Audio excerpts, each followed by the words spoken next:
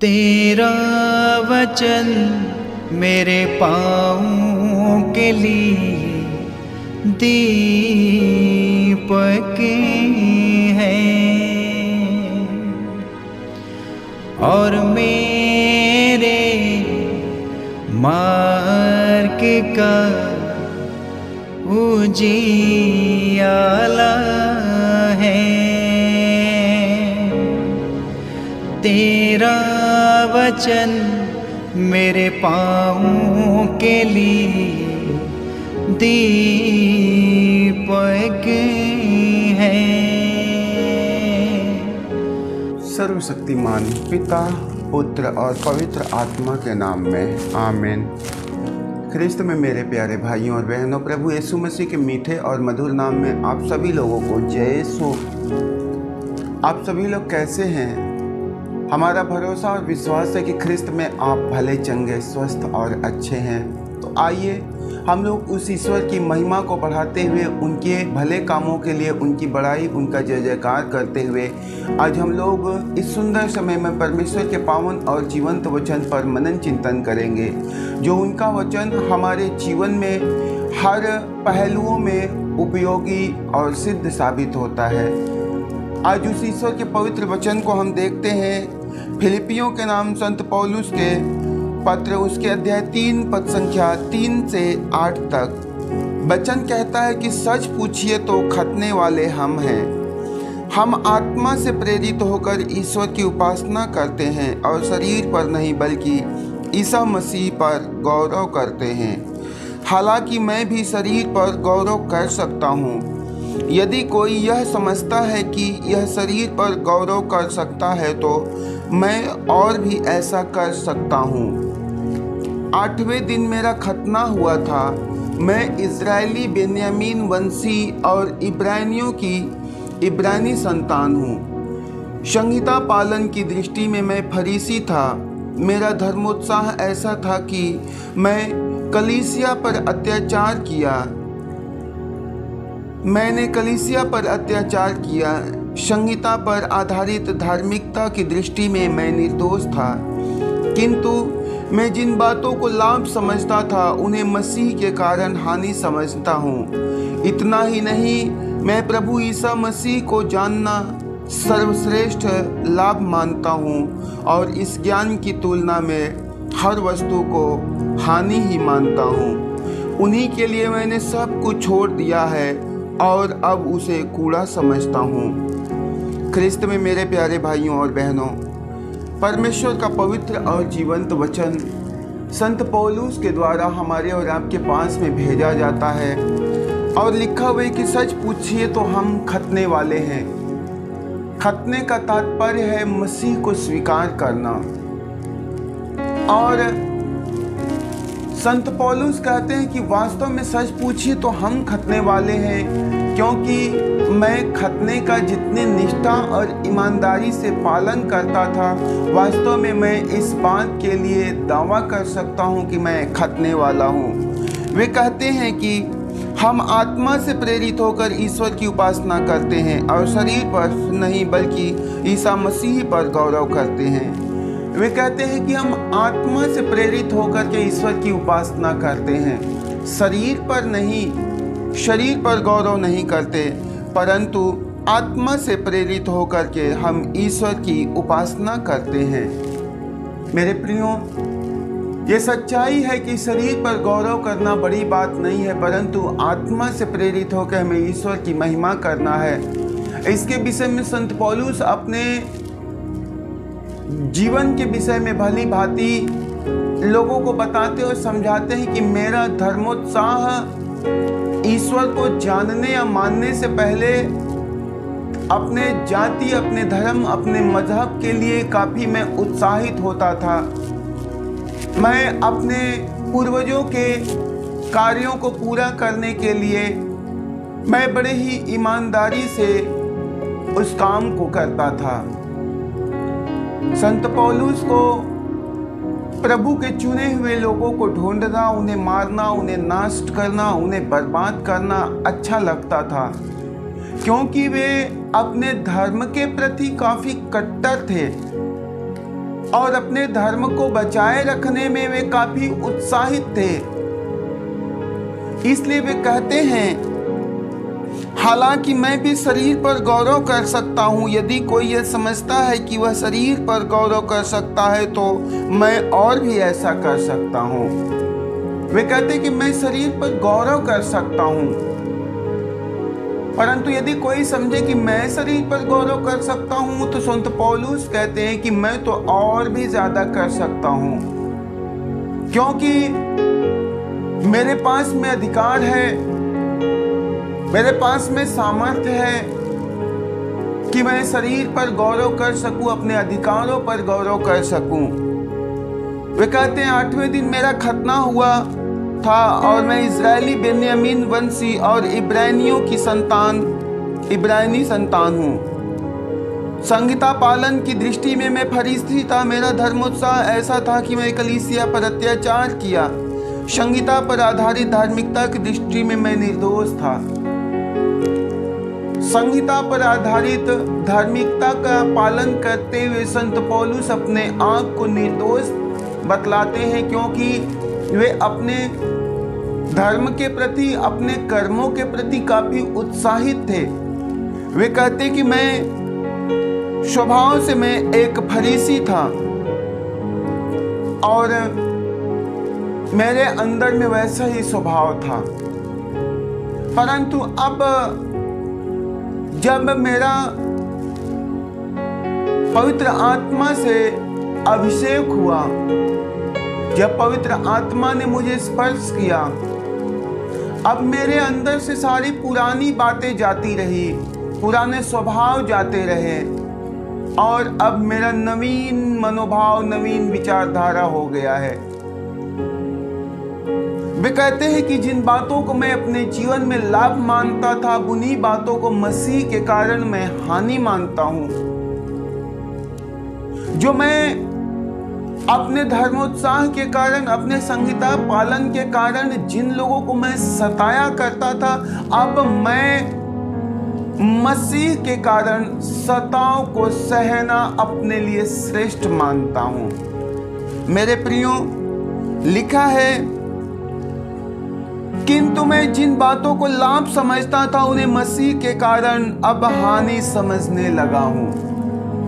जिन जिन बातों को मैं लाभ समझता था, मैं अपने लिए गर्व की बात समझता था, अब उन सारे बातों को मैं मसीह के कारण हानि समझने लगता हूं। ऐसा क्यों होता है? मेरे प्रियो, प्रभु का वचन कहता है, मेरे विचार तुम्हारे विचार नहीं है, मेरे मार्ग तुम्हारे मार्ग नहीं है, मेरे सोच तुम्हारे सोच नहीं है।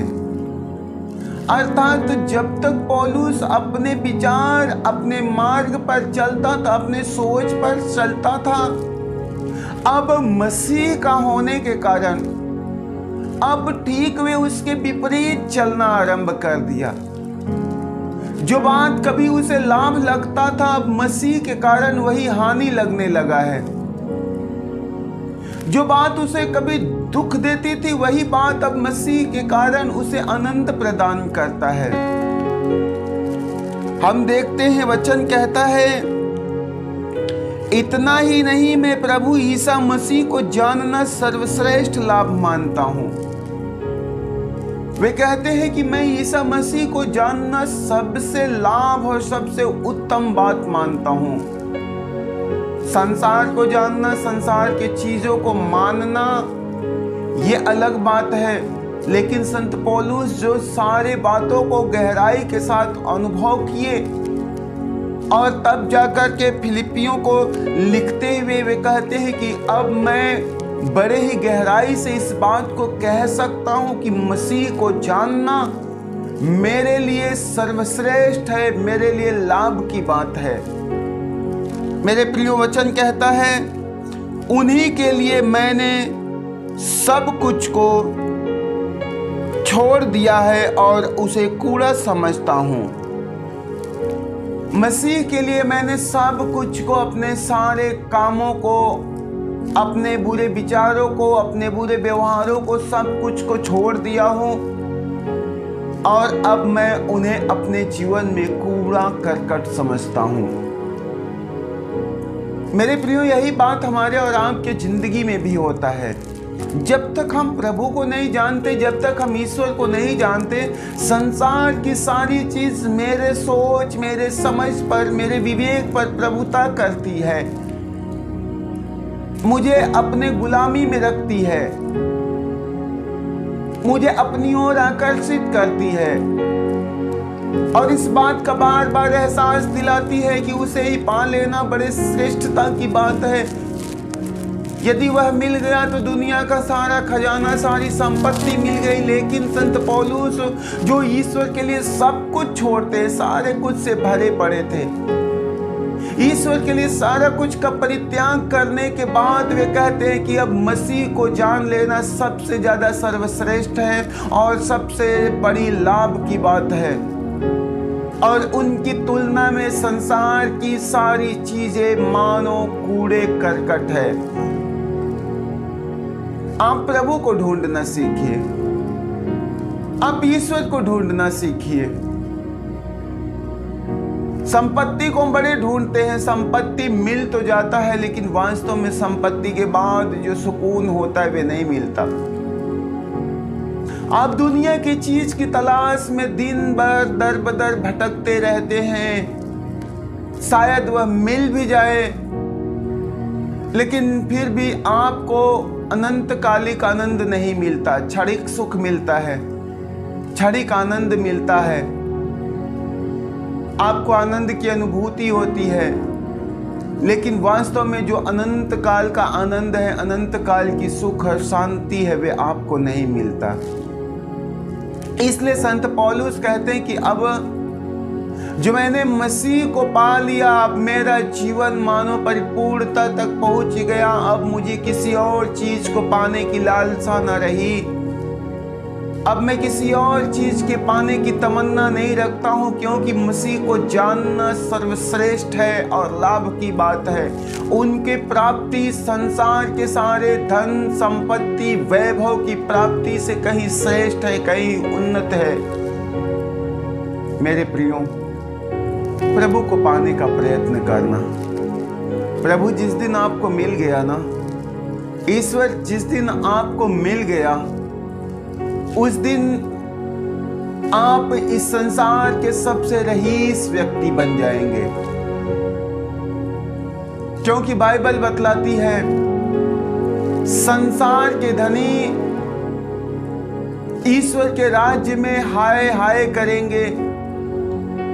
उन्हें अपने कंगालीपन पर, उन्हें अपने निर्धनता पर, अपने दरिद्रता पर छाती पीटना पड़ेगा।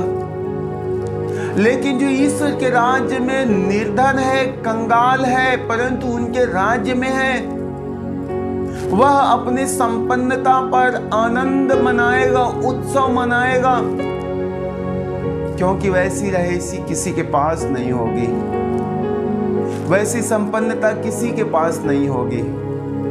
इसलिए सदा प्रभु को ढूंढना, ईश्वर को ढूंढना। हम लोग देखते हैं परमेश्वर का वचन संत लूकस का सुसमाचार, उसके अध्याय 15 पद संख्या 1 से 10 तक। ईसा का उपदेश सुनने के लिए नाकेदार और पापी उनके पास आया करते थे। फरीसी और शास्त्री यह कहते हुए भुनभुनाते थे, यह मनुष्य पापियों का स्वागत करता है और उनके साथ खाता पीता है। इस पर ईसा ने उनको यह दृष्टांत सुनाया, यदि तुम्हारे 100 भेड़े हो और उनमें एक भी भटक जाए तो तुम लोगों में कौन ऐसा होगा जो 99 भेड़ों को निर्जन प्रदेश में छोड़कर न जाए और उस एक भटकी हुई भेड़ को तब तक न खोजता रहे जब तक वह उसे नहीं पाए। पाने पर वह आनंदित होकर उसे अपने कंधे पर रख लेता है और घर आकर अपने मित्रों और अपने पड़ोसियों को बुलाता है और उनसे कहता है, मेरे साथ आनंद मनाओ, क्योंकि मैंने अपनी भटकी हुई भेड़ को पा लिया है। मैं तुमसे कहता हूँ, इसी प्रकार 99 धर्मियों की अपेक्षा जिन्हें पश्चाताप की आवश्यकता नहीं है, एक पश्चातापी पापी के लिए स्वर्ग में आनंद मनाया जाएगा। अथवा कौन ऐसी स्त्री होगी जिसके पास 10 सिक्के हो और उनमें एक भी खो जाए, तो वह बत्ती जलाकर और घर बुहार कर सावधानी से तब तक न खोजती रहे जब तक वह उसे नहीं पाए। पाने पर वह अपनी सखियों और अपने पड़ोसियों को बुलाकर कहती है, मेरे साथ आनंद मनाओ, क्योंकि मैंने जो सिक्का खोया था उसे पा लिया है। मैं तुमसे कहता हूँ, इसी प्रकार ईश्वर के दूत एक पश्चातापी पापी के लिए आनंद मनाते हैं। ख्रिस्त में मेरे प्यारे भाइयों और बहनों, प्रभु पापियों को, नाकेदारों को उपदेश सुनाते थे। संसार भर के तिरस्कृत, अपमानित लोगों को, ठुकराए हुए लोगों को ईश्वर के सुसमाचार को सुनाते थे और वे लोग बड़े आनंद पूर्वक उनके वचनों को सुनते, उन्हें ग्रहण करते। ऐसे में कुछ शास्त्री फरीसी ईश्वर के विरुद्ध, ईसा के विरुद्ध भुनभुनाते। वे कहते कि यह व्यक्ति पापियों के साथ उठता बैठता, खाता पीता है। मेरे भाइयों, मेरी बहनों, इस पर प्रभु उन शास्त्रियों और फरीसियों को, वहां उपस्थित सारी सभा को एक दृष्टांत सुनाते हैं कि तुम में से कौन ऐसा व्यक्ति है जिसके पास 100 भेड़ें हो और उनमें से यदि एक भेड़ खो जाए तो तुम उन 99 भेड़ों को छोड़कर उस एक खोई हुई भेड़ को ढूंढने नहीं जाओगे। उसे तब तक नहीं ढूंढते रहोगे जब तक कि उसे पा न जाओ। जब तुम उसे पा जाते हो तो तुम उसे आनंद पूर्वक अपने कांधे पर लाद करके अपने घर ले करके आते हो और अपने लोगों से कहते हो, आओ मेरे साथ आनंद मनाओ, उत्सव मनाओ, क्योंकि मेरी एक भेड़ जो खो गई थी वह मिल गई है। ठीक उसी प्रकार ईश्वर के राज्य में सभी धर्मी हैं, परंतु पापियों को ढूंढने के लिए प्रभु आए हुए हैं। प्रभु ने कहा है, मैं धर्मियों को नहीं, मैं पापियों को खोजने आया हूं। मैं भटके हुए को बुलाने और उन्हें राह दिखाने आया हूं। मेरे भाइयों, मेरी बहनों, मनुष्य का स्वभाव चाहे कुछ भी हो, जिस तरह 100 भेड़ें हैं और 100 भेड़ें अपने उस चरवाहे के पीछे स्वेच्छा से नहीं चलती, उसमें सबका स्वभाव अलग अलग है। अपने स्वभाव के कारण, अपने चंचल स्वभाव के कारण कुछ भेड़ें तितर बितर हो जाती है, भटक जाती है, चरवाहे की नजर से ओझल हो जाती है। चरवाहा विश्वस्त होकर, आसक्त होकर के सारे भेड़ों को लेकर जाता, हरे मैदान में बिठाता, लेकिन जब वह अपने भेड़ों की गिनती करता तो पता चलता है कि एक भेड़ खो गई है। और ऐसे में वह अपने 99 भेड़ों को वही मैदान में छोड़ता और उसे खोई हुई भेड़ को ढूंढने जाता। जहां जहां वह उस भेड़ों को चराने लेकर के जाता है, उन सारे जगहों पर जाता, उन्हें आवाज लगाता, उसे पुकारता है। और जब वह अपने उस एक खोई हुई भेड़ को पा जाता है, उसका हृदय आनंद से भर जाता है और वह उस अपने एक भेड़ को, जो अपने स्वभाव के कारण, अपने व्यवहार के कारण भटक गई थी, उसे अपने कांधे पर लादता है और अपने झुंड में लौटता है, अपने लोगों के पास लौट कर कहता है, आओ हम आनंद मनाएं, हम उत्सव मनाएं, क्योंकि हमारी एक भेड़ जो खो गई थी, देखो मिल गई है। मेरे भाइयों और बहनों, आज संसार में मनुष्य भी अपने पापीपन स्वभाव के कारण, अपने गुनाहों भरे व्यवहार के कारण खो जा रहा है। ईश्वर की उपस्थिति से, उनके मार्ग से भटक जा रहा है। ऐसे में आज भी प्रभु एक एक लोगों को सुसमाचार का संदेश सुनाते, एक एक लोगों को अपने पास बुलाते और वह उन्हें विश्राम का पूरा प्रबंध करते हैं, उनके आराम का पूरा प्रबंध करते हैं। वे कहते हैं कि ऐसी कौन स्त्री है जिसने 10 सिक्के रखे हो और उसका एक सिक्का गुम हो जाए। तो वह सावधानी पूर्वक अपने घर को झाड़ते बुहाते हुए उस एक सिक्के को तब तक न खोजती रहे जब तक कि उसे पा न जाए।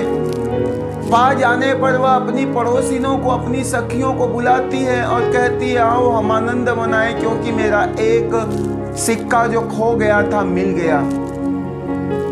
मेरे प्रियो, ये संसार की रीत है, जो है उसके लिए कम, परंतु जो नहीं है उसकी प्राप्ति हो जाने पर मनुष्य को आनंद की अनुभूति होती है।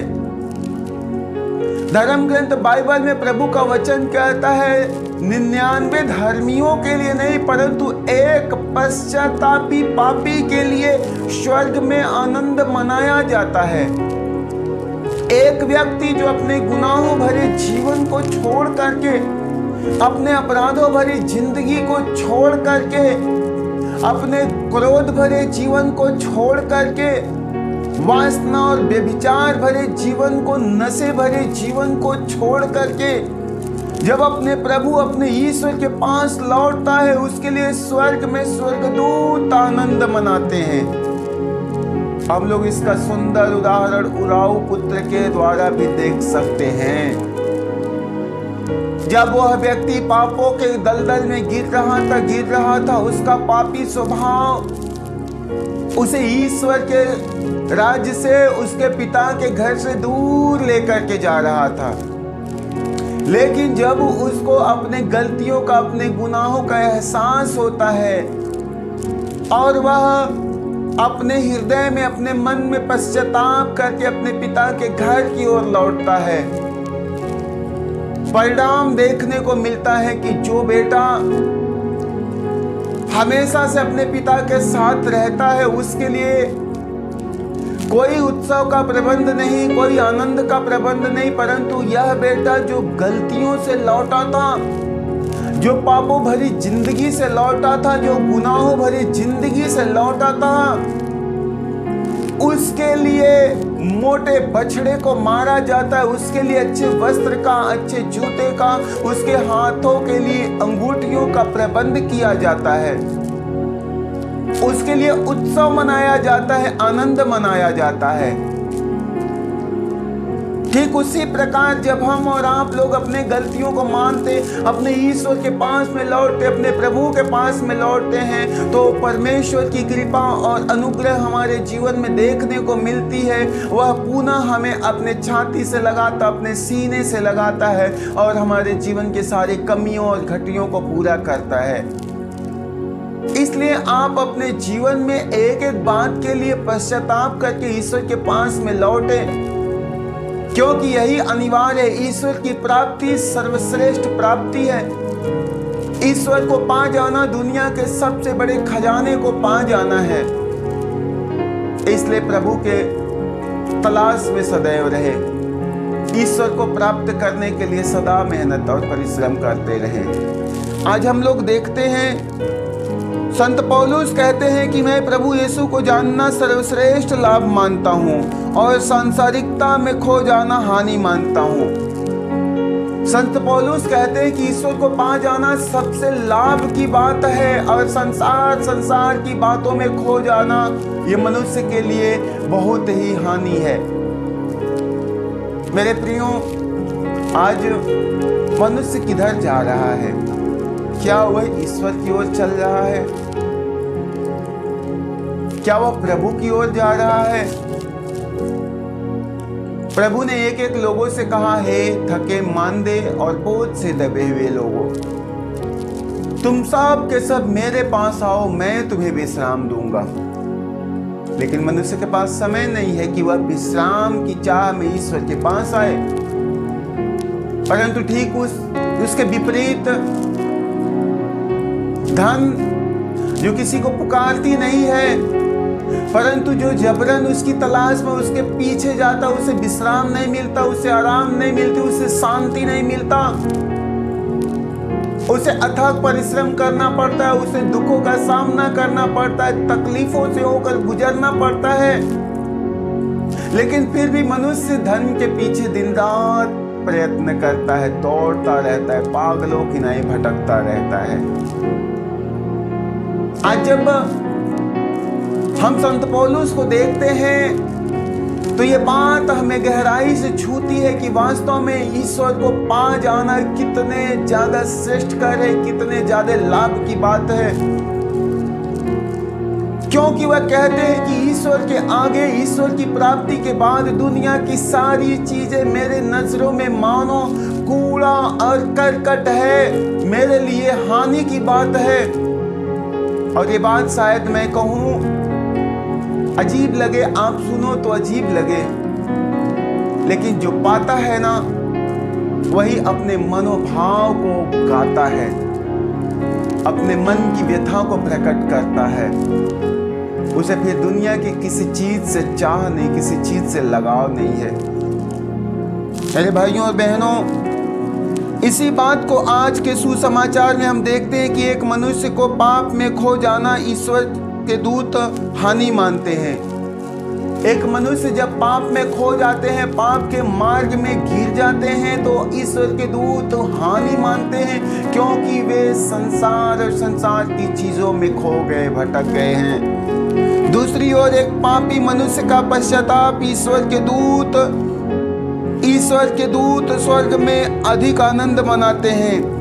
प्रभु यीशु संत मत्ती के घर पर भोजन हेतु गए थे। वहां फरीसी और शास्त्री बोले थे कि यह मनुष्य पापियों के साथ खाता पीता है। प्रभु ने कहा, मैं धर्मियों को नहीं, मैं पापियों को बुलाने आया हूँ। आज भी प्रभु यीशु हम पापियों का स्वागत करने और हमें बुलाने आते हैं। आज भी एक पापी पश्चाताप करके प्रभु के पास लौटने पर ईश्वर के दूत स्वर्ग में आनंद मनाते हैं। प्रभु मत्ती के घर में जब भोजन करने जाते हैं तो शास्त्री फरीसी बुनबुनाते, कहते कि ये धर्मियों के साथ नहीं परंतु पापियों के साथ उठता बैठता खाता पीता है। इस पर यीशु मसीह कहते, मैं धर्मियों को नहीं, मैं पापियों को बुलाने आया हूँ, मैं पापियों को बुलाने आया हूँ। और मेरे प्रियो, प्रभु ने कहा है कि जब पापी व्यक्ति पश्चाताप करके अपने स्वर्गीय पिता के घर की ओर लौटता है तो स्वर्गदूत उनका स्वागत करते हैं, उनके लिए आनंद और उत्सव मनाते हैं। यही तो है सच्चे सुख की प्राप्ति, यही तो है सच्चे आनंद की प्राप्ति, यही है मनुष्य के जीवन का सर्वश्रेष्ठ और उत्तम लाभ। इसलिए अपने जिंदगी में सारी गलतियों के लिए पश्चाताप करना, अपने प्रभु से अपने रिश्ते को मजबूत रखना।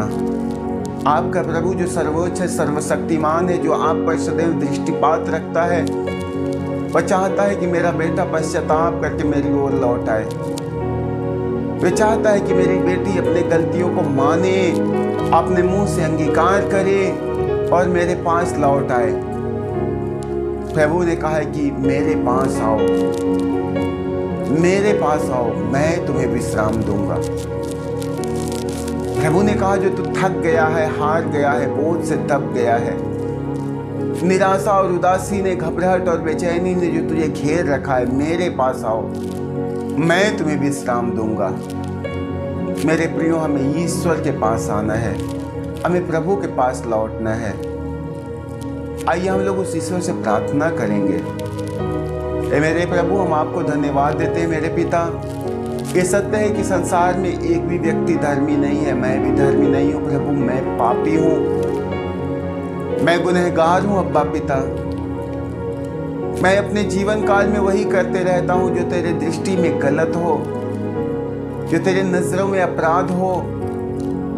मेरे प्रभु, मैं अपने गलतियों से बच नहीं पाता, मैं मेरे अपराधों से बच नहीं पाता। यदि जब तेरी दया न हो, यदि तेरी कृपा न हो प्रभु, तो मैं उससे कभी बच नहीं पाऊंगा। इसलिए मैं आपके पवित्र चरणों में नम्र निवेदन करता हूं प्रभु कि आप हम पर अपनी कृपा बना के रखना,